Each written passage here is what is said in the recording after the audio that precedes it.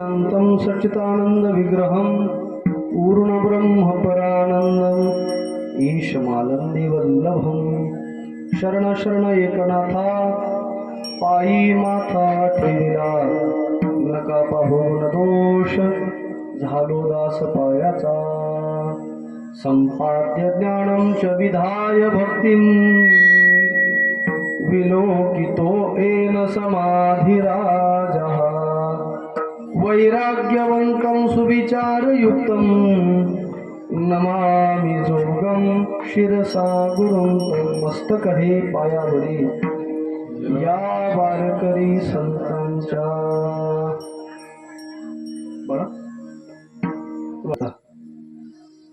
आजच्या या प्रभात दिनी आपल्या या मळेगावमध्ये असलेला हा पंडित परिवार आणि या परिवारातील स्वर्गीय सोमनाथ एकनाथ पंडित यांच्या प्रथम वर्ष श्राद्धाच्या पुण्यस्मरणाच्या निमित्तानं आजची ही कीर्तन सेवा आहे. या सेवेकरता आपल्यासमोर जो चिंतनाला अभंग निवडला आहे,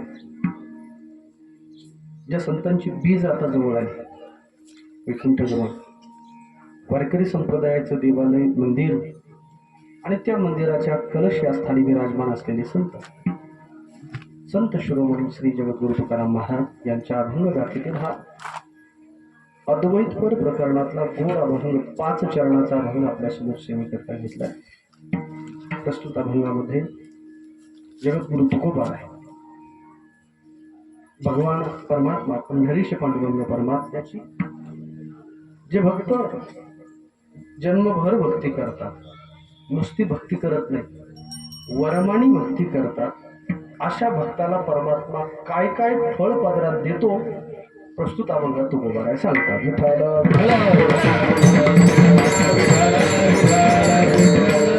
सेवेला आरंभ करण्यापूर्वी अल्पसा परिहार आपण मोठ्या स्नेहापोटी या परिवाराच्या या दुःखद प्रसंगी उपस्थित झाला.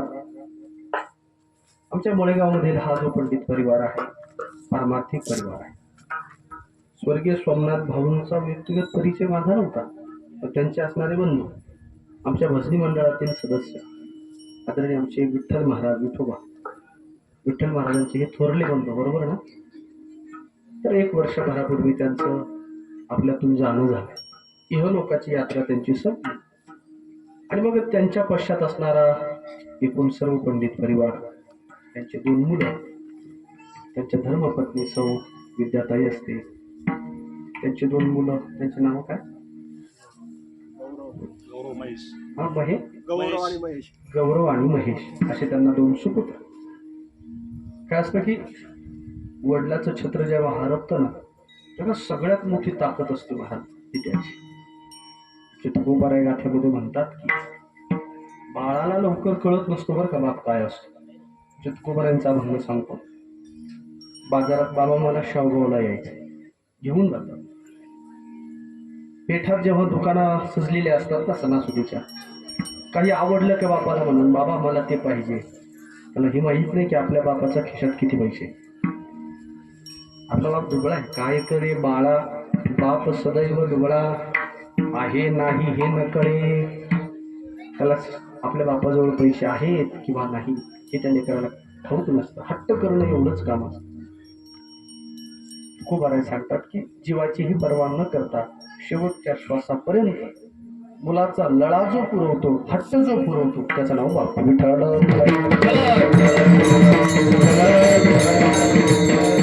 अजून सांगू तुम्हाला, सांगणारे समाजामध्ये पुष्कळ माणसं भेटते.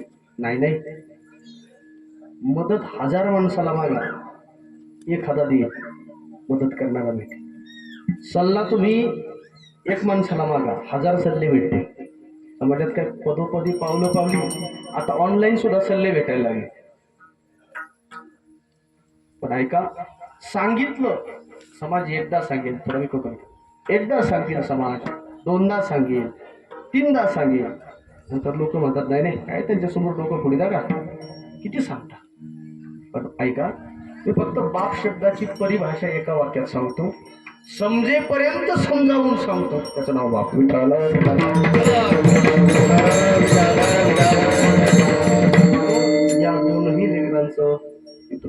गेल्या वर्षभरापूर्वी हरपलं आणि एकूणच पंडित परिवारामध्ये घरातल्या कर्त्या माणसाचं जाणं झालंय.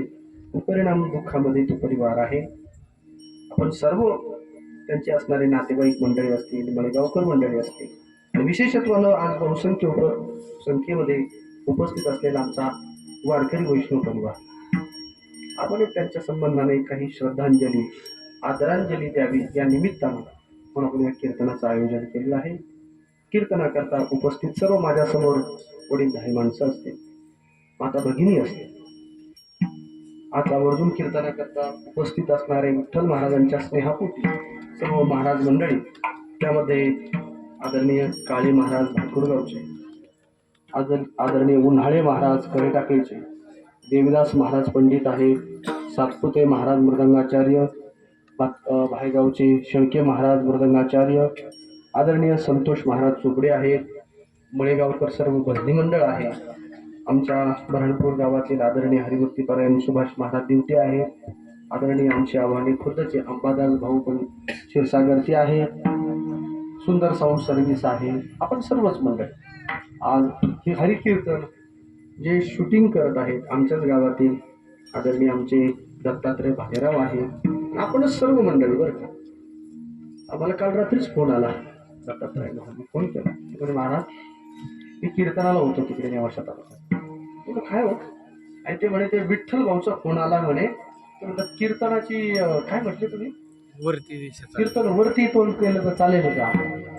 किती श्रद्धा भाव. नाहीतर काही लोकांचं करायचं म्हणून करायचं असतं बरं का. ते म्हणजे जागा कमी, इथं आल्यानंतर कळलं ही जागा कमी पण मनाची मोठी जागा आहे.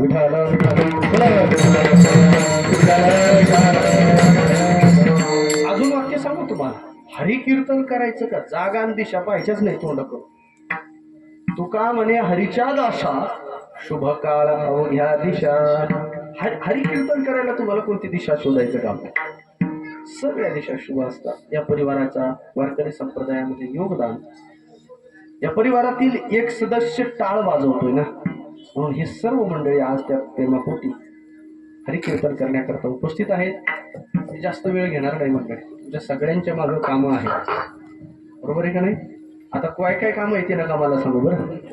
फक्त एकदम तासाभरामध्ये आपली सेवा आटोपण्याचा प्रयत्न करायचा. आज थोडा अभंग मंडळी मी तुमच्या पाठांतरात असेल नसेल मला माहित नाही. मी अभंगाची योजना करण्याचा उद्देश माझा वेगळा आहे. बरं काय होतंय, अलीकडे वर्षश्राद्धाचे दशक्रिया विधीचे कीर्तन तुमच्या पाठ झाले, बरोबर. मग काहीतरी आगळं वेगळं चिंतन तुमच्या पूर्व मांडावं या भूमिकेतून मी या अभंगाची योजना केली. या परिवारामध्ये आज दुखवटा पाळला जातो का, घरातली जवळची व्यक्ती गेली. काय असतं की मानवी जीवन म्हटलं की इथे सुख आणि दुःख मिश्रित जीवन आहे. वाक्य माझं नीट लक्ष देऊ. जीवन म्हटलं की इथे सुखाचा भोग आहे, इथे सुख आहे म्हणजे इथे दुःख पण आहे. बसलेल्यापैकी कोणी एक जणाने उठायचं, म्हणायचं महाराज माझ्या जीवनात दुःख आलं नाही असं म्हणू शकत, माझ्या जीवनात सुखच आलं नाही असं म्हणता येईल का. मावले म्हणतील का. हप्ता जर उशिरा जर अकाउंटला जमा झाला तर काय जीव होतो. मी लाडक्या बहिणीचं बोललो, उगीच शेजारीन बाईला मेसेज यावा 1,500चा आणि तुम्हाला मेसेजच नाही यावं, हिला गोडच लागत नाही. इथे सुखाचा भोग आहे, इथे दुःखाचा. जीवन म्हटलं की सुख आहे दुःख आहे. तुकोबारायांचा फार गोडा भाई महाराज गाथ्यामध्ये म्हणतात, कै बहावे जीवन कै पलंगी शयन, जैसी जैसी वेळ पडे तैसे तैसे होणे घडे. शहाणे माणसे माझ्यासमोर मंडळी. जुना काळ तुम्ही अनुभवलाय, फार कष्टाचा काळ. लोक म्हणायचे महाराज पाणी नसायचं उन्हाळ्यामध्ये, मग आम्ही नदीवरून पाणी आणायचो. नदीला एक सरकारी विहीर असायची, त्या विहिरीतून वरती पाणी नसायचं, मग शेंदावं लागायचं. आताच्या पुरीला काय करणार शेंदा. अहो डोक्याला टक्कल पडलं होतं एवढं पाणी वाहिलं. पण आज पांडुरंगाच्या कृपेनं अगदी आता काय घराच्या समोर म्हणू का घरात म्हणू, घरातच तिकडच्याला जास्त आवाज यायला लागला. तिकडचं स्वयंपाकी आहे ना, मावलेला म्हणा हळूहळू बोला आणि हळूहळू काम चालू करा. विठाल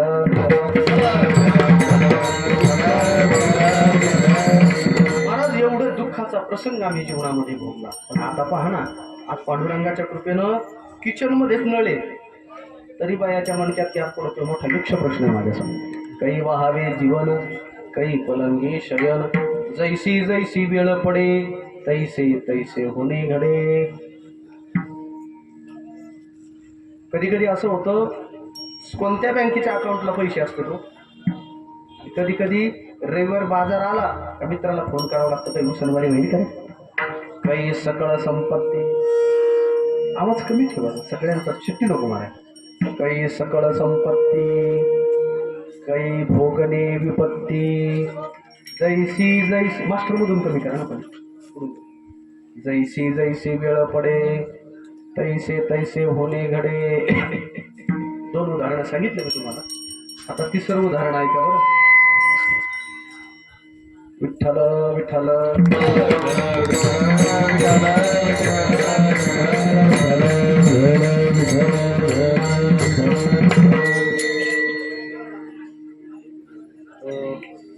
कुठपर्यंत आपला मुद्दा काय चाललाय सांगा बरं.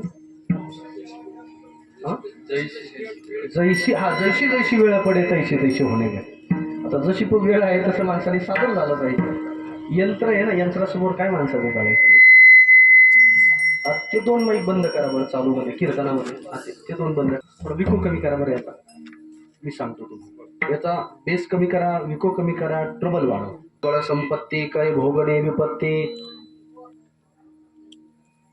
काही सज्जनाशी संग, काही दुर्जनाशी योग,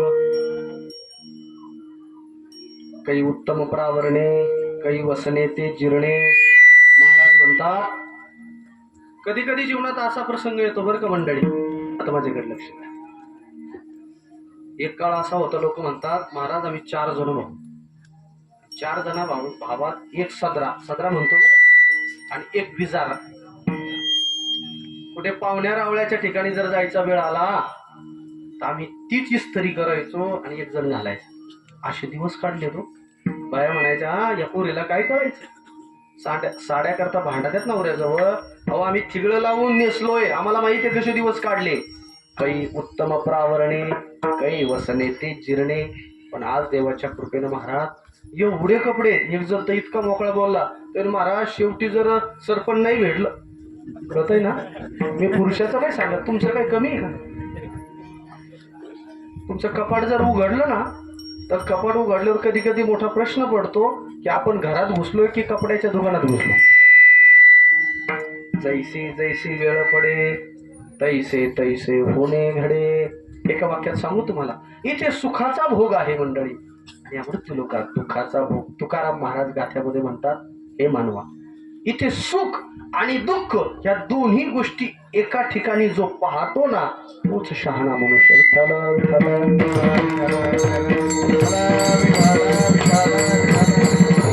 तुका म्हणे जाण सुख दुःख समान, सुख दुःख समान, सुख दुःख समान.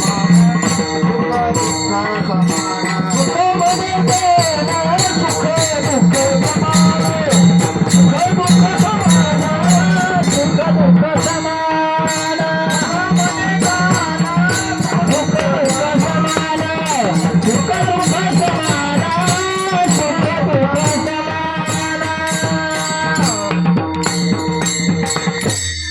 सुख दुःखे समे कृत्वा लाभा लाभो जया जयो. मंडळी, म्हणून शहाण्या माणसानं दुःख आलं की ढासळून जायचं नाही, सुख आलं की जास्त हवेत जायचं नाही. त्या गोष्टी समजून घेत चला. आम्ही आध्यात्मिक का व्हायचं, पारमार्थिक का व्हायचं, भक्ती का करायची. आमच्या जीवनात दुःखाचा भोग आला की माणसं कोसळतात हो. मागे महामारी आली होती, कोविड सारखी आली होती का आणली होती, हा मोठा यक्ष प्रश्न आहे. कारण हळूहळू आता फाईल ओपन व्हायला लागल्यात ना. एप्स्टीन विठाल विठाल. मंडळी हे पहा, तुमच्या पायाला काटा रुतला समजा, पाणी नाकातून येतं का कानातून येतं बरं? प्रश्न चुकलाय का माझा? कदाचित ऑप्शन चुकले असते. पायाला काटा रुतला की पाणी कुठून येतंय? डोळ्यातून येतंय. काय येतो? मी विचारलं तर काय येतं? तुकोबारायांना विचारा, तुकोबाराय सांगतात, हे जरी या शरीराचे ऑर्गन अवयव भिन्न भिन्न असले, पाय वेगळा आहे, हात वेगळा आहे, डोळा वेगळा आहे, नाक वेगळा इत्यादी, पण हे सगळे शरीर एका शरीराचे अवयव आहेत. तुका म्हणे एका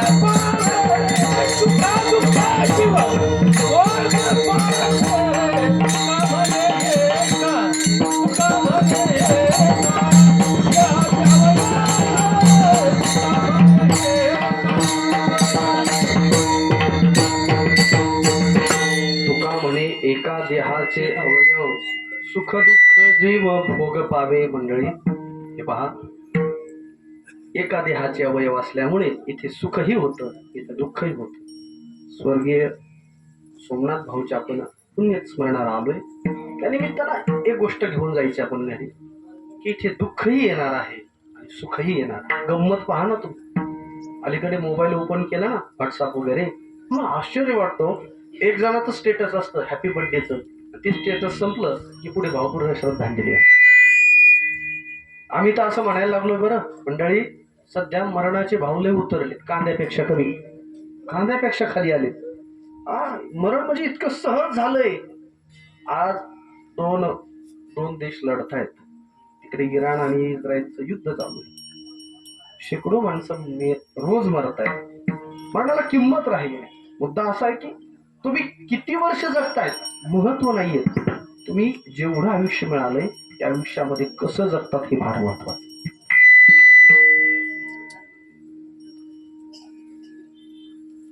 म्हणून आमच्या साधू संतांचा आग्रह आहे, मनुष्य म्हणून जन्माला आलायत ना तुम्ही एक करा, भजन करा, भक्ती करा. खूप प्रमाण येतो, खूप रील्स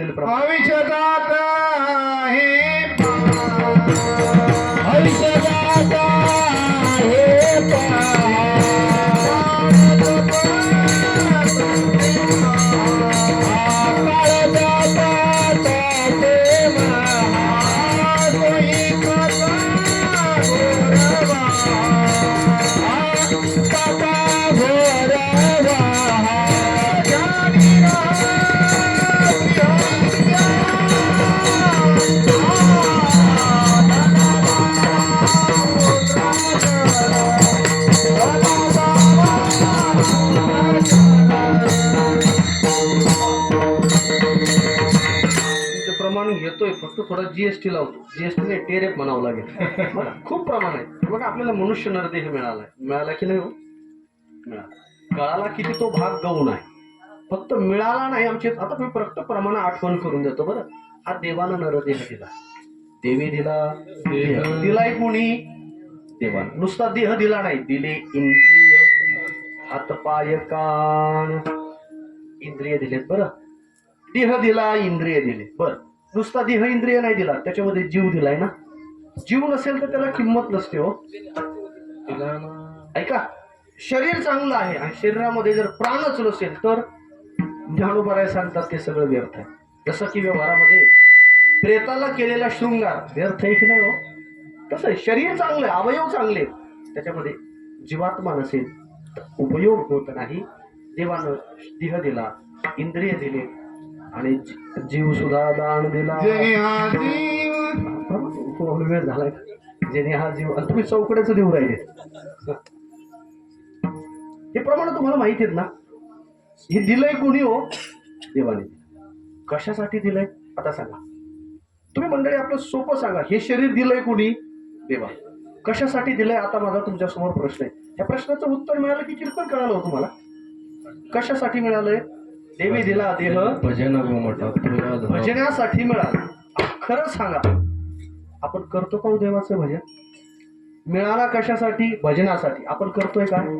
ते नाही सांगणार तुम्ही आपण काय करतो. दिवसा वेगळेच उद्योग, संध्याकाळी वेगळेच उद्योग, नाही का?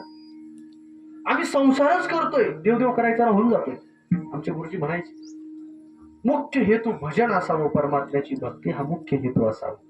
पण आपलं कसं होतं माहितीये का? आम्ही इतकं संसारामध्ये गर्द अडकलोय, अडकून गेलोय, आम्ही विसरून गेले देवाचं भजन भक्ती करायची. भक्ती विना गेला धोका, भक्ती विना गेला धोका, भक्ती विना गेला धोका, भक्ती विना गेला धोका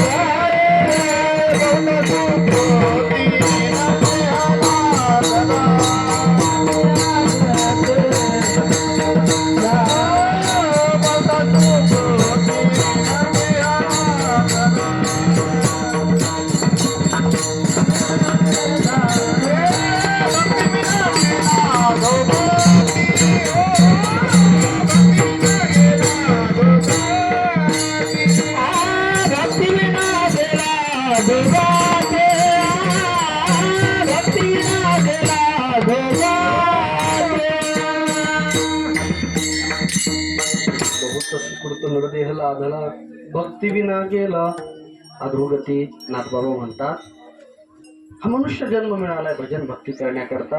आम्ही सगळं करतोय आणि भजन भक्ती राहून जाते. ऐका, साधू संतांना खंत आली वारंवार वेगळ्या वेगळ्या पद्धतीनं. माझ्या ज्ञानोबरायांनी, तुकोबरायांनी, अनेक संतांनी उपदेश केला. लोक हो भजन करा, भक्ती करा. मुद्दा असा आहे आम्ही भक्ती करतोय, कर्म करतोय, पण कर्मातलं वर्मच ठाऊक नाही. भक्ती करतोय पण भक्तीचं वर्मच ठाऊक नाही ना. आता ऐका बरं, मला अभंगात यायचं. बसलेल्या प्रत्येक माणसाची इच्छा आहे की आपल्या पदरात फळ पडावं. प्रत्येकाची अपेक्षा काय आहे? आपल्या पदरामध्ये फळ पडावं. आता कांदे केलेत की ऊस केले? तो ऊस केले, कांदे केले, काय नाही ऊसात कांदे केले, नाही का? ऊस लागवड असली की एकरी काय ॲव्हरेज मिळते? आपेगावचे ग्रुप एकरी काय ॲव्हरेज असतं बरं? 50 पासून पुढे सरासरी 50. ऊसाचं टिपरू दाबलं की दाबलं काय येतो बांधारू भरातून म्हणतो नाही. यंदा 55 टन घेत होते. 50-55 कर्म केलं की आम्ही फलाची अभिलाषा करतो. निष्फलम कह प्रवर्तते. फळ भेटतच नाही. फळाची अपेक्षा न करता मनुष्य कर्म करत. प्रत्येकाची अपेक्षा फळ आहे. आता उदाहरण साधं सांग. आपण हिंदू बांधव आहोत याचा सार्थ अभिमान असला. 19 तारखेला काय झालं बरं? बोला मृदंगाचार्य महाराज. छत्रपती शिवरायांची. आपण हिंदू बांधव आहोत, आपल्याला त्याचा सार्थ अभिमान असला पाहिजे. आपण म्हणून जन्माला म्हणतात असं एक द्राक्षाला जर दूध घातलं की द्राक्ष उत्तम लागतात. म्हणून माणसं विकतचं दूध आणतात आणि द्राक्षाच्या बुडाला ओततात. द्राक्षाची झाडा, तुळशीची झाडा, दुरोणी घापे शिंतोडा, द्राक्षाची तरी बुडा, दुधाची माही दे. फुकटचं पाणी आपण तुळशीला घालत नाही, पण विकतचं दूध द्राक्षाला टाकल्याशिवाय राहत नाही. याचा अर्थ काय? द्राक्ष आम्हाला काहीतरी फळ देणार आहे. तुळस काय देते? त्यांना कळतच नाही तुळस काय देते. कोविडच्या काळात कळालं आम्हाला कोण काय देते. लोक म्हणायचे नाही ते तुळशीचा बाग लावावर घराभोवती का ऑक्सिजन देते ना. आमची इच्छा आहे पदरात काहीतरी फळ पडावं. मग त्याकरता आम्ही रात्रंदिवस प्रयत्न करतोय. मुद्दा ऐका अभंगातले. फळ पदरात पडण्याकरता 3 गोष्टी जुळून यावे लागतात, तेव्हाच पदरात फळ पडतं. वर्ग पहिला. फळ पदरात पडण्याकरता संतोष महाराज पहिलं म्हणजे माणसाने प्रयत्न करावा लागतो. उत्तम प्रयत्न करावा लागतो. दुसरी गोष्ट म्हणजे पदरात फळ पडण्याकरता दैव अनुकूल लागतंय 2. आणि पदरात फळ पडण्याकरता तिसरी गोष्ट म्हणजे जे कर्म करत आहात त्या कर्माचं तुम्हाला वर्म कळालं पाहिजे. विठ्ठल विठ्ठल आपण अभंग घेतलाय भक्तीचे ते वर्म मला इकडे घ्यायचे. वर्ग पहिला प्रयत्न करावा लागतो, सायास करावे लागतात, कष्ट करावे लागतात. कष्ट केल्याशिवाय भेटतं का? आपल्याकडे ती म्हणे आता उभी नाही सांगत, दे रे हरी, आणि तो काही भेटत नाही महाराज, खरंच भेटत नाही. प्रयत्न करावा लागतो की नाही? अहो जीवाला प्रयत्न करावा लागतो, यात नवल नाही. देवाला सुद्धा फळ पदरात पाडायचं असेल प्रयत्न करावा लागतो. मला तुम्ही इतिहास माहित आहे तुम्हाला, देव दानवाचं युद्ध झालं, समुद्र मंथनाचा प्रसंग माहिती आहे का तुम्हाला? देव आणि दानवांनी युती केली. कशासाठी? समुद्राचं मंथन करायचंय आणि त्याच्यातून रत्न काढायचंय. अमृत हे रत्न आहे आणि त्याकरिता क्षीरसागरा एवढे अविरथी दुधाचे भांडे ज्ञानोबाराय म्हणतात. देवदानवांनी श्रम केलाय तेव्हा त्यातून अमृत हे रत्न बाहेर आलं. बरोबर आहे. विष आलं ते कोणाला दिलं? देव लय हुशार आहे. विष आलं का मग चलो भोले बाबा, म्हणजे भोळा देवाच्याकडे विष दिला आणि अमृत आल्यानंतर देवा. मला यातून प्रसंगातून काय सांगायचंय की देवांना सुद्धा सायास करावा लागतो फळ पदरात पाडायचं असेल. बर अजून सांगतो तुला, जंगलाचा राजा कोण आहे बरं? सिंह आहे. बरं बिबट्या नाही म्हटले तुम्ही, आमच्याकडे सुटलाय वापतीकडल्या रोडला म्हणून. जंगलाचा राजा कोण आहे? सिंह. सिंह जरी राजा असला त्या राजाला आयती शिकार त्याच्या तोंडात येत नाही. बरं प्रविशंती मुखे मृगाहा, शास्त्रकार सांगताय उद्यमे नाही कुर्वंती. त्या सिंहाला शिकार करण्याचा उद्योग सायास करावे लागते. पशवादिकांना सुद्धा सायास करावे लागतात. देवाला सुद्धा सायास करावे लागतात. नाही नाही साधू संताला सुद्धा सायास करावे लागतात.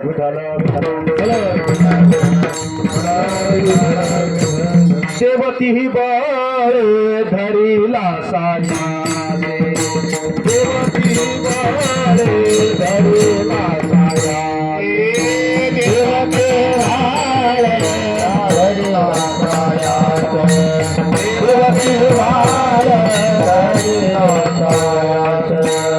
करोनिया नाश उपाधीचा, करोनिया नाश उपाधीचा, करोनिया नाश उपाधीचा, करोनिया नाश उपाधीचा. बघा मंडळी, पदरात फळ पाडायचं असेल तर देवाला श्रम करावा लागतो, पशवादिकांना श्रम करावा लागतोय, संतांना देखील श्रम करावा लागतोय. तुम्ही आम्ही माणसं मंडळी सायाशे करीशी प्रपंच दिननिशी करतो की नाही? व साया काय माणसं काम करतात हो रात्रंदिवस. आता आमचा आश्रम आहे तिकडे बऱ्हाणपूरला, आश्रमाच्या शेजारी ती दिवटे पाटलांची जमीन आहे. तिथे कांदे लागवायची लागवड चालू होती. बरं का, आम्ही सकाळी उठायचो, पूजापाठ करता वेळे 8-8:30ला फुट्याचा दरवाजा उघडला, बाहेर आलो ते तुळशीला पाणी घालण्याकरता. तेव्हा त्या कुठल्या बाया येत होत्या मला माहीत नाही कांदे लावायला, आपल्याकडल्या पण यायच्या कधी तरी यायचे. तिथे आश्चर्य वाटायचं मला. 2-3 दिवस झाले, एक दिवस विचारावंच वाटलं. 10-12 बाया ते वृक्षा वगैरे घेऊन यायचं. म्हटलं काही एक विचारू का, तुम्ही कुठला आहे तो? महाराज आम्ही आता गाव नाही सांगत बरं, इतक्या लांबच्या. तुम्ही इतक्या लवकर येतात, शिवाय 8-8:30ला तिथं ते न्याहरी करत होत्या. तुम्ही एवढं कसं काय करता तो महाराज? तुम्हाला कसं होतं? महाराज 4-3:30-4लाच उठते. डबा आपला बनवायचा, मालकाचा द्यायचा, पोराचा द्यायचा, धुणं भांडी सगळं करायचं, मग इथं कामाला यायचं. अहो एकदा पाण्यात उतरल्या 9 वाजता त्या 5 वाजेपर्यंत परत उसंतच नाही होत त्यांना. मला आश्चर्य वाटतंय लोक कशासाठी करतात. मी विचारलं मावळून, मोकळं विचारलं, म्हणलं आई कशासाठी तुम्ही एवढे श्रम करतात? त्यांनी पोटाकडे हात दाखवला, म्हणे महाराज कष्ट नाही केले तर या पोटाला कोण देणार आहे खायला? काय म्हटल्या? मनात म्हटलं ईदभर पोटा करता 8-8 तास एवढा परिश्रम. मग तुकोबारायांचा ज्ञानोबारायांचं प्रमाण आठवले. सायासे करीसी प्रपंच दिननिसी. मंडळी ते कष्ट करावेत माणसाने. हो अतिशय चांगले. त्यांना तेव्हा जे कष्टानं कमवतो ना, जे घामाचा पैसा असतो ना, तो सुख समाधान शांती देतो. ध्यानात ठेवा, विना कष्टाचा पैसा कधी तुम्हाला सुख समाधान शांती देणार नाही. ही एक गोष्ट ध्यानात ठेवा. जोडून या धन उत्तम व्यवहारे. मंडळी, विना कष्टाचं एखादा किती जरी देत असेल घेऊ नका, पुढची पिढी बर्बाद होत असते. मुद्दा असा आहे, प्रपंचाकरता तुम्ही सायास करतात, देवाधिक सायास करतात, संत सायास करतात, पशवाधिक सायास करतात. पदरात फळ पाडायचं असेल तर सायास करावा लागतो. मुद्दा पहिला संपला. नुसतं सायास करून उपयोग होत नाही, मग त्याकरता दैव सुद्धा अनुकूल लागतं. ज्ञानोबराय सांगतात, दैव जर अनुकूल असेल, अहो तुम्ही माती विकाव, त्या मातीचे पैसे होते.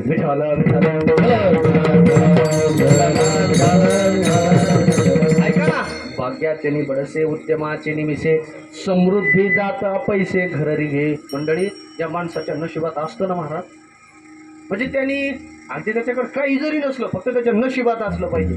त्यांनी काहीतरी उद्योग केला की त्याला भरभराटी येते. आणि ज्याच्या नशिबातच नाही ना महाराज, तुकाराम महाराज गाथ्यामध्ये म्हणतात ना, एखाद्याचं तुका म्हणे जेव्हा फिरते कपाळ तेव्हा अमंगळ योग. एखाद्याच्या नशिबात नसलं की ते जुळत नाही. बरेच लोक कष्ट करतात. आता मार्च एंडिंग आलाय जवळ, आणि मग आमच्या समोर गारणं असतं, महाराज 2-2 ऑडिटर लावतो बरं का, 2-2 CA. खूप येतो, वर्षाचा टर्नओव्हर CR मध्ये गेलाय करोडमध्ये, पण खूप पैसा येतो पण टिकतच नाही. मोठा प्रश्न, याचा अर्थ काय? आणि मग लोक म्हणतात, महाराज मग आम्ही कष्ट करतोय पण आमच्या कुठं नाही, नशिबात नाही. हात कुठं लावते? इतका बनायला लावतो. खरं आहे की नाही? म्हणजे दैव अनुकूल लागतं महाराज. नुसतं सायास करून उपयोग होत नाही. व्यवसाय निमित्त फळ देतसे संचित, म्हणजे दैवाची अनुकूलता लागते. मुद्दा पहिला, सायास करा. मुद्दा दुसरा, दैव अनुकूल लागतंय. आणि मुद्दा तिसरा मला सांगायचंय, सायास करून दैव अनुकूल राहून चालत नाही. त्याकरता जे कर्म करत आहात त्या कर्माचं तुम्हाला वर्म ठाऊक असलं पाहिजे. व्यवहारामध्ये जर वर्म चुकलं तर तुकोबराय सांगतात, फेरा पडतोय. विठ्ठल विठ्ठल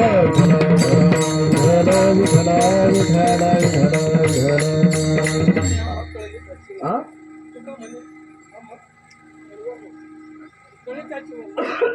नाही यायचंय, येणार सांग.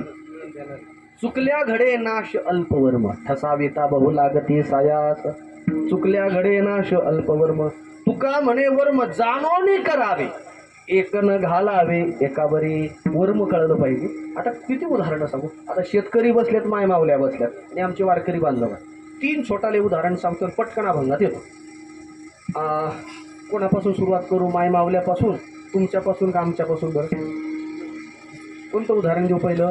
तुम्ही म्हणाल तसं आमच्यापासून. तुम्ही आमच्या दारात गाडी सोडणार आहे मला माहिती. आमच्यापासून चला ठीक आहे. आता हे मृदंग वाजवतात आदरणीय आमचे शेळके माऊली, गोड मृदंग वाजवतात. पण ते मृदंग वाजवणं जितकं तोला मोलाचं असतं तितकंच एक आता ते मगाशी वरचा पकवास त्यांनी काय केला, खाली घेतला, म्हणजे सुरात लावलं. हे त्याचं काय आहे? वर्म आहे. अंगठ्या भोवतालचं घर लावत असताना जे घर लावलंय त्याच्या समोरचं घर लागत असतं, बरोबर दिवटे महाराज? हे त्याचं काय झालं? मृदंगाचं वर्म. तुम्हाला नाही कळणार जास्त. आता गायन करत असताना सुद्धा वर्म आहे की नाही? आता हे मंडळी मी जो विषय चालला की त्या विषयाला अनुसरून प्रमाण देतात, हे काय आहे? वर्म. हे काय आहे? वर्म. कीर्तन करणं, करता येणं आणि कीर्तनाचं वर्म कळणं फार महत्वाचा प्रश्न आहे बरं. कीर्तन करणं आणि ते वर्मानं करणं फार महत्वाचा प्रश्न. बरोबर. विठ्ठल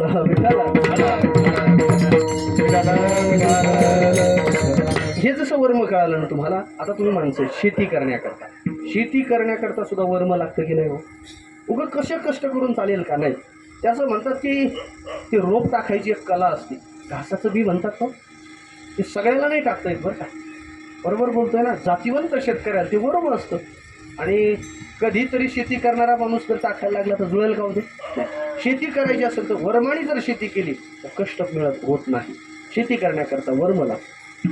अध्यात्मामध्ये वर्म लागते. आता स्वयंपाक करायचा आहे माय मावल्याला. आता सणावाराचे दिवस आहेत का? मग सणामध्ये स्वयंपाकामध्ये आपल्याकडे प्रसिद्ध स्वयंपाक कोणता? पाहुणे येणार असेल तर माय मावल्या भल्या पहाटे उठतात आणि लगेच उडदाची डाळ भिजायला घालतात, बरोबर ना? शिजायला टाकतात. चुकलंय माझं बहुतेक. हरभऱ्याची डाळ पुरण का पुरणाची पोळी करायची असेल, नवी सुनबाई होती, शिकलेली होती. आत्याबाई म्हटले सासूबाई, ताई आता मी तुला पुरणाची पोळी शिकवते. कारण आपल्यामध्ये ज्या मुलीला उत्तम पुरणाच्या पोळीचा स्वयंपाक करता आला तिला सगळा स्वयंपाक करता येतो असं समजून घ्यायचं. बाकीच्या पोळीला आता इडली डोसेलाही यायला लागले, पण पुरणाच्या पोळी 0 मार्क. ती कुठाची कोणत्या तरी बाईच्या जवळ बसून हाताखाली नांदूनच त्याला कळत असते उत्तम पुरणाची पोळी करायची. वर मग सांगतोय तुम्हाला. सासूबाई म्हणजे सुनबाई तुला पुरणाची पोळी शिकवते, आली पाहिजे का तुला, आता बिराड घेऊन पुण्या मुंबईला जायचे. ते म्हणे मग मम्मी म्हणते बघा पोळी आली का, तुम्ही काळजीच करू नका, आम्हाला पुरणाची पोळी खाऊ वाटली का लगेच आम्ही झोमॅटोला ऑर्डर करतो, स्विगीला ऑर्डर करतो. असं ऑर्डर करून पोट भरत असते का? अहो मला येतं सगळं. अगं डाळ शिजायला टाकावी लागते, शिजलेली डाळ नंतर त्याच्यात गुळ घालून ते पुरण तयार करावं लागतं. मिक्सरमध्ये चांगलं होत नाही, मग वरवंट्यावर ते व्यवस्थित वाटून घ्यायचं. अहो आई मला सगळं येतंय. आई म्हटली जरा जास्तच रांग काढायला लागली बरं का, सगळं येतं तुला. अहो सगळं येतंय. पुरण तयार झालं की नंतर कणिक तयार करायची, तो हुंडा तयार करायचा. आणि आजीने सांगितलं आता सगळं येतंय ना, आणि कर मग. हा हुंडा झाला, हे पुरण झालंय, मी शेजारणीकडे जाऊन येतोय, 2-4 पोळ्या तू कर. तिचं ज्ञान तिथपर्यंतच होतं, वरमट ठाऊक नाही. तिनं ते पुरण घेतलं. आता ते गुळाचं होतं का कशा साखरेचं होतं मला माहीत, पण होतं. तिनं असा पुरणाचा उंडा घेतला आणि त्याच्यामध्ये कणकीचा उंडा घेतला आणि तो पुरणामध्ये भरला आणि मस्त अशा खमंग पोळ्या केल्या. डोळा नाही लागला तुम्हाला? बरं मग चुकलं की नाही हो? दिवसभर जरी श्रम केला त्या मायमाऊलीनं तर तिला पुरणाची पोळी होणार नाही. का? कणकीमध्ये पुरण घालायचं असते की पुरणात कणिक? बरं तुम्ही नका लोडी घेऊ, यांना बोलतो. अहो कणकीमध्ये पुरण घालायचं असतं, हे त्याचं काय आहे व्यवहारामध्ये. आता मी तुम्हाला दिवसभर मला कीर्तन करायला मी असे लई उदाहरणं सांगितलं, मला फक्त एक सांगायचे, व्यवहारामध्ये सामान्य बाबीचं जर वर्म चुकलं आमच्याकडनं तर फेरा पडतो की नाही हो? पडतो. तर मग आम्हाला साक्षात भक्ती करून देवाला मिळवायचंय. मग ते भक्तीचं वर्म जर ठाऊक नाही पडलं तर आमच्या जीवनात तोटा होणार. म्हणून एक वर्ग तुकोबा आहे, महाराज आम्ही भक्ती करतोय पण भक्तीचं फल आमच्या पदरात पडत नाही. का पडत नाही? तुकोबाराय म्हटले तुम्ही भक्ती करतात, भक्तीचं तुम्हाला वर्म ठाऊक नाही महाराज. आणि वर्माने जर भक्ती केली तर काय फळ पदरात पडतंय? 3 प्रकारच्या फळाची यादी तुकोबारांनी पहिल्या चरणात. भक्तीची वर्मा, भक्तीचे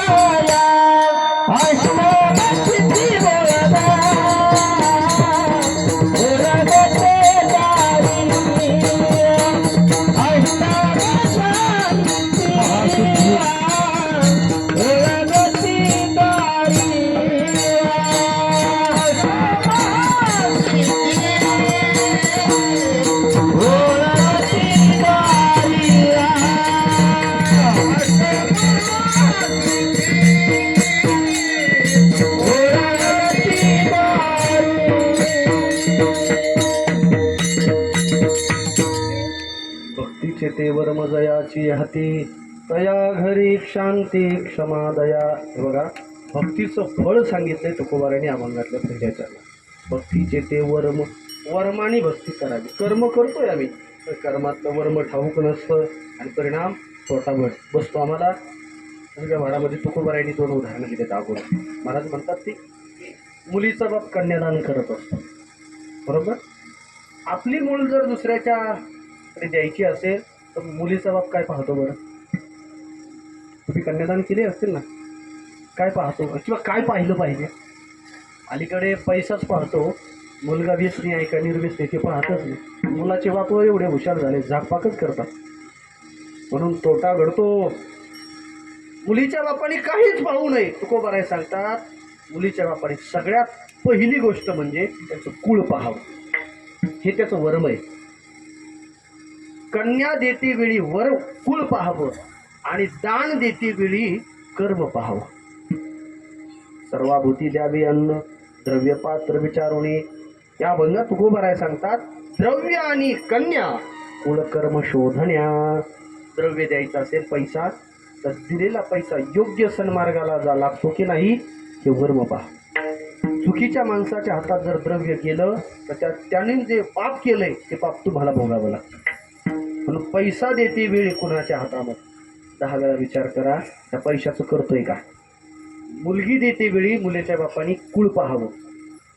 ते ज्ञानोबारांची ओवी ना, सांडोनी कुळे दोन्ही प्रियाचे अनुसरे कामिनी द्वंद्व त्यागे स्वचिंतनी पडली जैसी. कुळ पाहिलं जातं आणि मग जिथे कुळ पाहिले जातं ना तिथेच मग काय होती हो, काय होती आपल्याकडे ग्रामीण शब्द. हा सोयरीक शब्द ज्ञानेश्वरीतला आहे बरं. सोयरीक कुठे होती? जिथे सोयरीक कुठे होती अजून सांगू तुम्हाला. कुळ पाहिलं की लगेच सोयरीक नाही होत. मग कुळ तर सगळ्यांचेच चांगले आहेत, मग सोयरीक होते का? नाही. माणसाकडे सौजन्य असलं पाहिजे. लोक म्हणते नाही नाही मग दिली असती हो पोरगी, लय पैसा आहे त्यांच्याकडं, सगळं चांगलं आहे, पाहुणे लय दाटत येत, कार्यक्रमाला येतच नाही, कुठं आले तर वाकतच नाही, पंक्तीला जेवतच. लोक देतील का मुलगी? सौजन्य असावं लागतं. सौजन्य ते सोयरीक ज्ञानोबारायचा. मुली देते वेळी कुळ पाहणं हे वर्म आहे. दान देते वेळी दानाचा विनियोग कसा होतोय हे पाहणं हे त्याचं वर्म आहे. हे जसं वर्म असेल तर भक्ती करत असताना वर्मानं करणं ही भक्तीचं वर्म आहे. विठ्ठल विठ्ठल भक्तीचे ते वर्म जयाची हाती. महाराज आम्ही आता वर्मानं भक्ती करू, डोळस पद्धतीनं भक्ती करू. पदरात काय फळ पडेल तर तुकोबाराय सांगतात, तया घरी शांती. भक्ती करणाऱ्या माणसाच्या घरी शांती नांदते बरं का. वरून किती काही जरी झालं तर भगवत भक्ताच्या ठिकाणी शांतता राहते. काय म्हणते? बस बस बस बस. तया घरी शांती. नाथबाबांचं जीवन पहा बरं, काय शांती होती. यवनांगावरी थुंकला प्रसाद देऊनी. खरं सांगा मंडळी, आपण आता रस्त्यानं तुम्ही आम्ही मंडळी प्रवास करत असतो. समजा समोरच्या माणसाने गुळणा केला चालू गाडीवर आणि त्याचा थेंब जर शिंतवडा आपल्या अंगावर जर पडला तर खरं सांगा माणसं पुढे जातात आणि गाडी आडवी लावतात आणि मग पाहतात एमएच कुठला आहे तू, हो काय तुला आता घालून काढू का. सामान्य पाण्याचा शिंतोडा चालत नाही. माझे नाथ महाराज गोदावरीचं स्नान करून यायचे आणि यवन त्यांच्यावर 108 वेळा थुंकला. काही बोलले का हो? नाथानीत करता आम्हाला समाज त्रास देत नाही ना, भाऊबंदकी त्रास देते का? भक्ती करत असताना तुमची कसोटी होणार, तुमची परीक्षा होणार, पण जो खरी वर्माने भक्ती केली त्याच्याकडे शांती नांदते. एक तया घरी शांती क्षमा. मंडळी, आपल्या गळ्यात पवित्र तुळशीची माळ असेल, आपण जर हरिभक्त म्हणून घेत असाल, आपण जर वैष्णव म्हणून घेत असाल, आपण जर शहाणे माणसं म्हणून घेत असाल तर मंडळी क्षमा करत चला बरं. हे शस्त्र आहे बरं, वेपन. माणसाला हे बघा, राग आल्यानंतर त्याच्याविषयी राग व्यक्त करणं सगळेच व्यक्त करतात हो. माझी काहीच अपराध नाहीये तरी देखील एखाद्यावर क्षमा करणं याकरता मोठं मन लागत असतं. क्षमा शस्त्र जळा नराची हाते दुष्टचा या प्रती काय करी. महाराज माणसाकडे क्षमाशील असला पाहिजे. समोरच्याचं चुकलंय ना बाबा, आता तिचा गाडी रिवर्स घेता घेता खरंच चटली बाबा, आता होऊन गेलेल्या गोष्टी तेवढं विचारलं मी ताणायचं असतं का? माणसं क्षमा करतच नाही हो. काही लोक आम्हाला गौरवानं म्हणतात, महाराज 12 वर्ष झाले आणि बोलतच नाही. हा हा काय शहाणपणा झाला का बोलत नाही? अरे घडीचा माणसाचा आता वेळ नाही राहिली हो. माणसाने सुखाने वागा, सौजन्याने वागा, माणसाशी बोलत चला. अहो माणसा आता शेवगावला जर माणूस गेला की परत वापस येईल याची खात्री नाही ना हो. वैर घेऊन मारायचं काय आम्हाला? क्षमा करत चला. भलं हे तुमचं चुकलं नसेल, समोरच्याची चूक असली तर आपण स्वतःहून बोलत का? सगळं तिळावरच नका घालू. तिळगुळ घ्या, गोड गोड बोला. बोलतो का आपण गोड? खरं सांगा बरं, नाही बोलत. क्षमा करा, क्षमाशील असला पाहिजे. भगवत भक्त क्षमाशील असला पाहिजे. माझ्या तुकोबारायांकडे काय क्षमा होती हो. अंबाजी भट्टांनी मारलं तुकोबारायांना तरी देखील तुकोबारायांनी क्षमा केली की नाही? बोला. रामेश्वर शास्त्रींनी अभंग बुडवले, अभंगाच्या वह्या बुडवल्या. नंतर प्रचिती आली, त्याच रामेश्वर भट्टांनी तुकोबारायांची आरती केली. किती मोठी क्षमा आहे. जो भक्ती करतो त्याचं अंतकरण क्षमाशील असतं. दया घरी शांती, क्षमा. आणि तिसरा मुद्दा आहे दया. माणसाकडे दया असावी. माणसं अलीकडे फार क्रूर बनायला लागले, फार क्रूर बनायला लागले. माझ्या तुमच्यासमोर प्रश्न आहे, आपल्याला पुण्य करताना हे आलं तर करू नका, निदान पाप तर करू नका ना. माणसाशी वार मोजित असते आठवड्याला, मंगळवार, शुक्रवार, रविवार. हां कुठे गेली आमची संवेदना? हां आम्ही पशुला कापायचंय आणि त्याचं मांस आलं की आपण मांस भक्षण करायचं. याचा अर्थ काय? आमच्या ठिकाणी कसं ना दया राहिली नाही. माणसाकडे दया असावी. संसारी म्हणून घेतात ना तुम्ही. माझे तुकोबाराय सांगतात, संसारी म्हणत असाल तर संसारी माणसाकडे दया असलीच पाहिजे. विठाल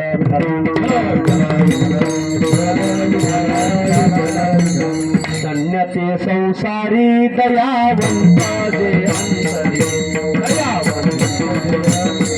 धन्यते संसारी दयावंत जे अंतरी, दयावंत जे अंतरी, दयावंत जे अंतरी. दया आमच्या संत तेच असतात ज्याच्याकडे दया खूप प्रमाणे आता. बरोबर. संत तोची जाणा जगी. पुढे दया क्षमा ज्याचे अंगी.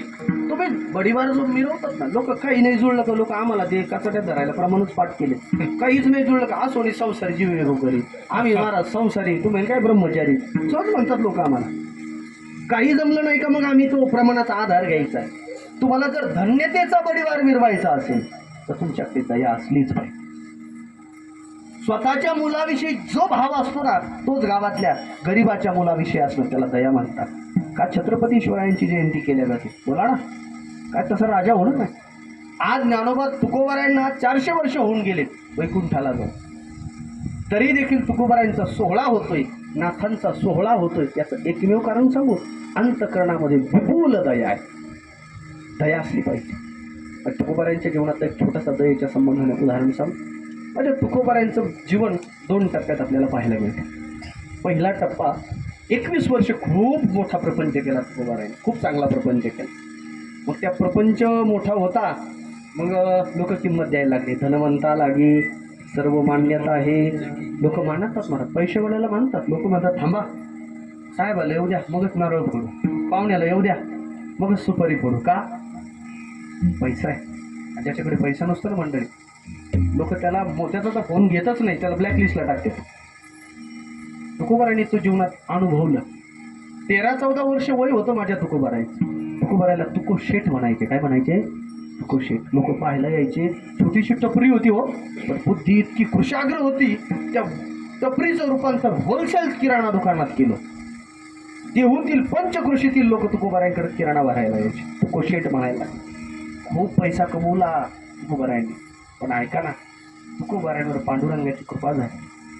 पूर्व पुण्य फलोन्मुख झालं आणि तुकोबारायला वैराग्य प्राप्त झालं. मंडळी, संसार जो करताय ना तुम्ही, आम्ही जो, बरोबर, त्या संसाराचं फळ सांगू तुम्हाला काय. एक म्हणला आखेगाव रोडला प्लॉट, हे फळ आहे. नगरला एखादा गुंठा होणं, हे फळ आहे का संसारात? गाडी होणं, बंगला होणं, मान मान्यता मिळणं, पद भेटणं, हे संसाराचं फळ नाहीये. मग फळ सांगा ना. तर तुकोबाराय सांगतात संसाराचं फळ आहे मायबापांनो. एखाद्याला वैराग्य प्राप्त होत असेल तर हे संसाराचं बरे. विठाला विठाला तुका म्हणे हेची आश्रमाचे फळ. तुका म्हणे हेची आश्रमाचे फळ. तुका म्हणे हेची आश्रमाचे फळ. तुका म्हणे हेची आश्रमाचे फळ. परमपद बळ वैराग्याचे. परमपद बळ वैराग्याचे. परमपद बळ वैराग्याचे. परमपद वैराग्याचे. पहा मंडळी, संसारातून आपल्याला वैराग्य निर्माण झालं पाहिजे. जो प्रपंच आपण मोठा साफ केलाय ना त्यातून मन असं बाहेर काढता आलं पाहिजे. हे ज्याला जमलं ना हे सोपं नाही बरं का. लोक म्हणतात नाही नाही आज सोनी संसार या जीव वेगळं करी आलिप्त कमळ जळी जायचे. इतकं सोपं आहे का? संसारात राहून वेगळं राहणं फार ताकद लागते. तुकोबारायला वैराग्य प्राप्त झाले. दये करता एवढा प्रसंग सांगतो ना आटोपतो घेत. आता तुकोबारायांची जी संसाराला किंमत देत होते ना, आता तुकोबारांनी संसाराला शून्य किंमत द्यायला सुरुवात केली. संसाराच्या नावे घालून या शून्य. ऐका ना, संसारावर जी माया होती तुकोबारायांची ती माया बाहेर बाजूला काढली. सोडीला संसार माया तयावरी फार. नाही नाही, थोडक्यात माझे तुकोबाराय आता संसाराला रुसले. रुसलो संसारा आम्ही हा पाणी पारा. आता तुकोबारायचं संसारात लक्ष नाहीये, चित्त नाही. आणि व्यवहार करत असताना लागतंय चित्त बरं का. भक्ती करत असताना सुद्धा लागतंय चित्त. चित्त नसेल तर मग ते घोटाळा होतो. तुकोबारायला नफा व्हायचा आहे ना, तो आता काय व्हायला लागला? तोटा व्हायला. तुकोबारायांची लोकांकडे पैसे होते, आता लोकांच्या तुकोबारायांकडे पैसे राहायला लागले. सगळं आता तुकोबाराय आता घाट्यात आले, तोट्यात आले. मग ते प्रकरण तुम्हाला माहिती आहे. कोपला पाटील गावीचे हे लोक आता मज भीक कोण घाले. मग आता लोक पैसा नसला का लोकांकडे किंमतही निघून जाते बरं का. मानपान हे ना हे पैशानं येत असते, रडून येत नसतात बरं. बरेच लोक रडतात. लोक म्हणाले तुम्ही आमचं नावच घेत नाही, तुम्ही आम्ही शालच देत नाही, नारळच देत नाही. आता कधी सांगावं तुम्हाला बाबा हो, मान हा रडून मागायचा नसतो, मग पुरुषार्थाने मिळवत असतो. बायालाही रुसतात असतात ते वरमाया नवमाया. ते आम्हाला मानच दिला नाही आणि आम्ही लग्नाला जा. अरे काय त्या चिरगोटा करता तुम्ही रडताय हो. तुम्ही जीवन असं जगा ना. लोकांनी म्हटलं पाहिजे नाही नाही बाई होती तर ती माणूस होता तो तसा. रडून या मान कोण मागता भूषण. तुकोबारायचा मान गेला, पैसा गेला, सगळं गेलंय. आणि आता तुकोबारायला कोणी विचारायला तयार नाही. आता ऐका, खर्च कसा चालवणार. आमच्या तुकोबारायच्या धर्मपत्नी जिजामाऊली लोकांच्या घरी काम करायचे, मुला मजुरी करायच्या, आणायच्या आणि त्यानं संसाराचा गाडा चालवायच्या. मुलं मोठे व्हायला लागले, 3 मुली आहेत. कसं भागणार, पडतळ बसेना ना. मग उसनवारी सुरू झाली. आता उसनवारीला लोक विचारायला तयार नाही. तुकाराम महाराजाला कोणी कर्ज द्यायचंच नाही. मग आता काय झालं, जिजामाऊली एक दिवस सावकाराकडे कर्ज मागायला गेल्या. सावकार महाराज कर्ज देता का हो? किती पाहिजे जिजामाऊली? काय नाही म्हणे 200 रुपये पाहिजे. त्या काळातलं सांगतोय तुम्हाला, 400 वर्षापूर्वीचे 200 रुपये. 4 सावकारांनी म्हणून 200 रुपये तुकोबारायांना काय दिलंय? कर्ज दिलं जिजामाऊलीकडे. काय व्याजाने पैसे दिले. संध्याकाळी तुकोबाराय भजन करून संध्याकाळी घरी आले. जिजामाऊलीचं जेवण वगैरे दोघांचं झालं आणि जिजामाऊलीने ती पैशाची पिशवी होती ना ती तुकोबारायांच्या हातात दिली. महाराज आता हे शेवटचे पैसे आणलेत बरं का. कुठून आणले? सावकाराकडून. कस काय दिले? काय नाही महाराज, मी माझी पत गहाण ठेवली. ते आपल्याकडे म्हणून नाही ना पतसंस्था, किंमत गहाण ठेवली. तुम्ही माणसं म्हणाल का हो महाराज, तुकाराम महाराजाला ओळखत नव्हते आणि जिजामाऊलीला ओळखलं कस काय बरं? याचं उत्तर सांगू तुम्हाला. जिजामाऊली ज्याची लेख होती ना ते पुण्यातले सावकार आप्पाजी गुळवे. सावकाराला ठाऊक होतं की सावकाराची लेख आहे, कर्ज बुडवणार. तसं बुडू नये बरं, कर्ज बुडूच नाही, चुकूनही बुडू नये. बऱ्याच माणसाला ते उसनवारीला लय फोन करतात, आम्हाला नाही बरं का, मी तुमचं सांगतो.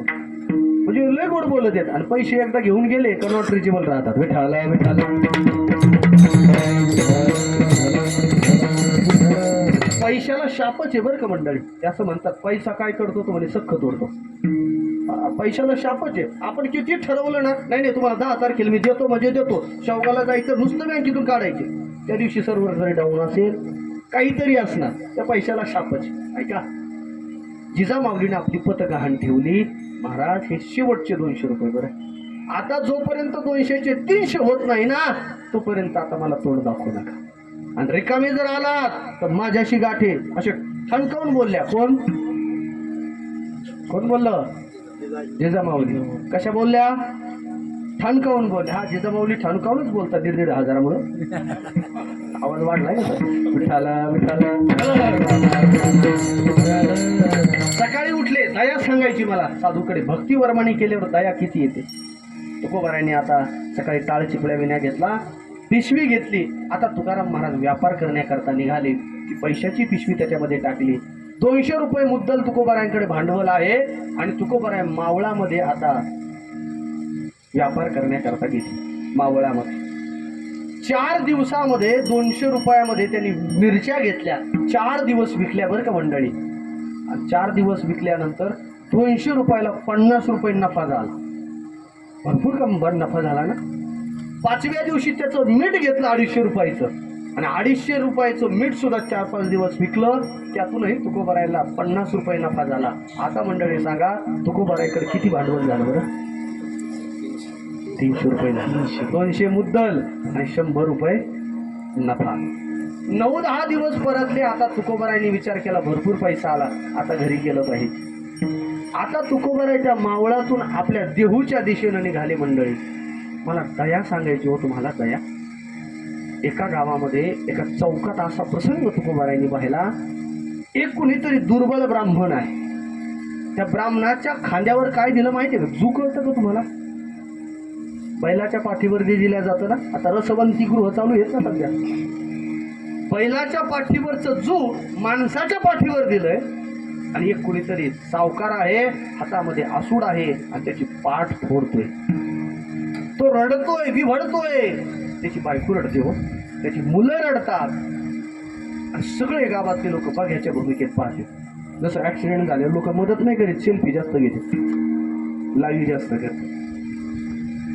तुकोबारायांनी ते दृश्य पाहिले. अहो, जनावराला नाही मारत माणसं, आणि माणसाला मारू राहिले तो. अहो, का मारतात? हो बाबा, तुम्ही नका मध्ये बोलू. असं कसं मध्ये टाका बोलू? माणसाला मारू राहिले, मरेल की होतो. तुकोबारायांचा भाणेदार स्वभाव होता. हो बाबा, तुम्हाला माहित नाही, त्यांनी कर्ज घेतलंय. त्या जो मारतोय ना तो सावकार आहे, आणि कर्ज फेडलं नाही ना म्हणून तो वसूल करून घेतोय. आणि जुना काळ असा होता, कर्ज काढलं तर ते वसूल होईपर्यंत त्याची काम करावं लागायचं. आजही आपल्याकडे ते तोडीवाले लोक येतात ना, मराठवाड्यातून जास्त लोक येतात. ते उचल घेत असतात मुकादमा करून, बरोबर ना. मग ती उचल फेडेपर्यंत काय करावं लागतं? काम करावं लागतं. जुन्या काळात लोक म्हणायचे, हा या पिढीला कळण वय, आम्ही सावकाराची जर सालानी राहिलो, बरोबर ना. जुन्या काळात कर्ज घेतलं की फेडावं लागायचं. आता कर्ज घेतात लोक आणि बँकेला चुना लावून दुसऱ्या देशात जातात. मला काय सांगायचं, तो मारतोय हो सावकार. तुकोबारायांचा अंतकरण द्रवीभूत झालंय. साधू आहे ना, अहो माणसाला पुढे मारायचं असतं का? मग अहो थांबा, मारू नका, मी देतो म्हणे कर्ज. किती आहे बोला? महाराज, त्यांनी 100 रुपये घेतले 2-4 वर्षापूर्वी आणि कर्ज दिलं नाही वेळेवर. आता 100चे 200 रुपये झालेत व्याजासहित. तुकोबाराय म्हटले, असं ना? अहो थांबा, मारू नका, मी देतो म्हणे. तुमच्याकडे आहे महाराज? हो आहे. थांबा, मारू नका. महाराजांच्या पिशवीमध्ये पिशवी होती आणि तिच्यामध्ये किती पैसे होते हो? लक्षपूर्वक किती कीर्तन ऐकता तुम्ही? 300 रुपये होते. महाराजांनी मोजून सगळं कर्ज फेडलं. महाराज, तो मनुष्य रडायचा, त्याची बायको रडायची, हो बाबा ओळखत नाही, पाळखत नाही हो, आमचं कर्ज फेडलं तुम्ही. तुकोबाराय म्हणतात, तो भाग सोडा. गाठ्यात असं गेलंय, तुकोबाराय त्याला वारकाकडे घेऊन गेले. त्याची हजामत केली, त्याला कपडे घेतले, त्याच्या मुलाला कपडे घेतले, त्याच्या बायकोला कपडे घेतले, किराणा भरून दिलाय. नाही, उरलेले 100 रुपये होते ना, त्या 100 रुपयातून काही पैसे घेतले आणि त्या माणसाला खर्चाला दिले. आणि उरलेल्या पैशाचं महाराजांनी तिथं कीर्तन केलं, पंगत घातली आणि 1 रुपया महाराजांनी जवळ ठेवला. मोकळे आले आणि मोकळेच गेले. आणि या प्रसंगातून एक सांगायचंय, दुसऱ्याच्या दुःखानं जो दुःखी होतो ना त्याला संत म्हणतात. विठ्ठल विठ्ठल ऐका, वर्माने जो भक्ती करतो ना त्याचं अंतकरण दया असते. भक्तीचे ते वर्म दया ती हाती, दया घरी शांती, क्षमा दया महाराज. भक्ती करणाऱ्याकडे शांती नांदते, दया असते. वर्माने भक्ती करणाऱ्याकडे एवढंच फळ असतं का? तुकोबाराय म्हणतात नाही हो, अष्टमहासिद्धी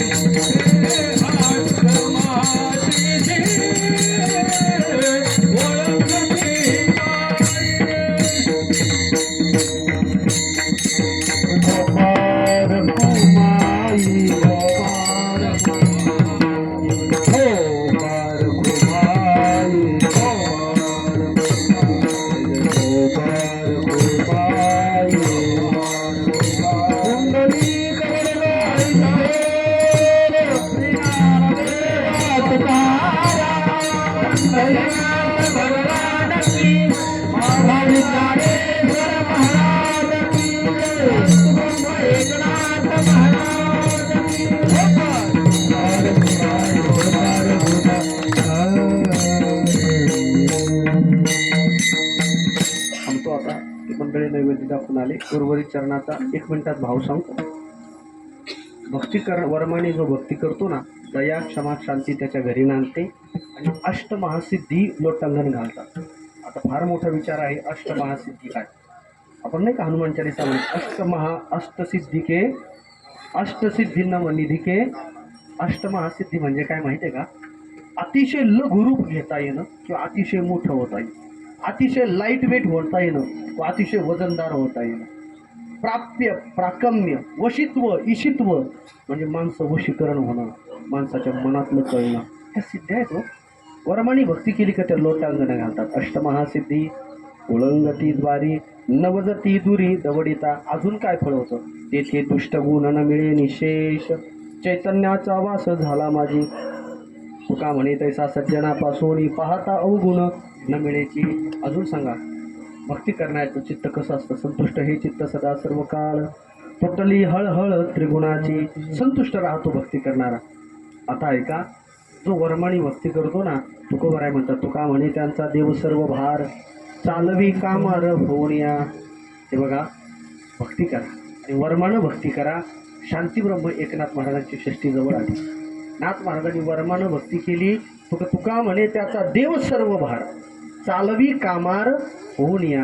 पांडुरंग परमात्म्याने नाथांच्या घरी काम केलं. किती वर्ष? 36 वर्षे कावडीने पाणी ज्या घरी पाणी वाहे तुका म्हणे त्याचा देव सर्व भार. 12 वर्ष पाणी वाहे, 12 वर्ष चंद उगळवून दिलंय आणि 12 वर्ष नाथ महाराजांनी कीर्तन करावं. त्या कीर्तनामध्ये चाल म्हणण्याचं काम पांडुरंगानं केलं. तुका म्हणे त्याचा देव सर्व भार, चालवी कामार होनिया अष्टमहासिद्धी उल्लंघते द्वारी, नवजती दुरी दवडिता ज्ञानेश्वर मावली ज्ञानराज मावली तुकाराम, ज्ञानेश्वर मावली ज्ञानराज मावली तुकाराम तुकाराम.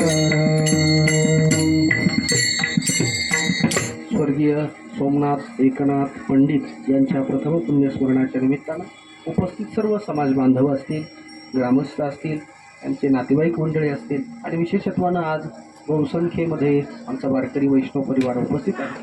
या परिवारातील ही वर्षभरापूर्वी दुःखद घटना घडली. आदरणीय आमचे विठ्ठल महाराजांचे ते बंधूच. तर आपण भगवान पंढरीश पांडुरंग परमात्म्याच्या चरणी प्रार्थना करूया, त्यांना सद्गती प्राप्ती व्हावी अशीच या निमित्तानं प्रार्थना करतो. गावातील अनेक मान्यवर मंडळी उपस्थित आहे. प्रत्येकाचं नाम घेतलं तर माझ्याकडे वेळ नाही तेवढा. तुम्हा सर्वांच्या चरणावर विनम्र भावानं नतमस्तक होतं आणि आलेल्या सर्व ग्रामस्थांना, नातेवाईकांना, पंडित परिवाराच्या वतीनं विनंती करतोय की आपण भोजनाचा आस्वाद घेऊनच जायचा. चाल म्हणायचे.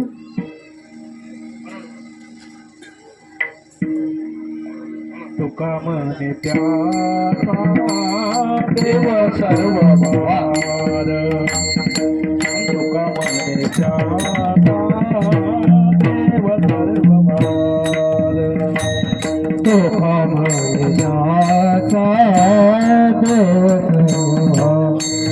भार, तुका म्हणे त्याचा देव सर्व भाव. कामार चालवे कामार ओळंगती ओळंगती द्वारी कालरी